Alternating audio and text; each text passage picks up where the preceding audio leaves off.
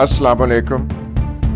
मैं चकवाल के अवाम से मुखातिब हूँ। कल वोटिंग का दिन है जिसका हमने बहुत शिद्दत से इंतज़ार किया है। बड़ी रुकावटें डाली गई हमारे रास्ते में, लेकिन हमने तमाम रुकावटों को अबूर किया।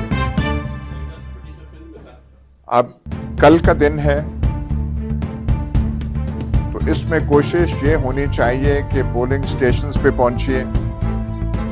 तमाम कुंबे के अफराद को, तमाम दोस्त अहबाब को आपकी भरपूर कोशिश होनी चाहिए कि वो वोटिंग के लिए पोलिंग स्टेशंस पर पहुंचे। मेरा निशान बाजा है और कौमी असेंबली के इंतखाब के लिए पर्ची आपको सब्ज रंग की मिलेगी।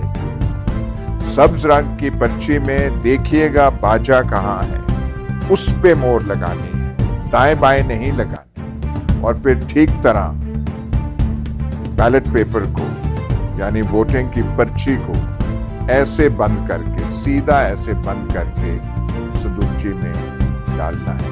उम्मीद है कल के दिन से कौम की बेहतरी की सूरत पैदा हो। आपका बहुत शुक्रिया। खुदा हाफिज।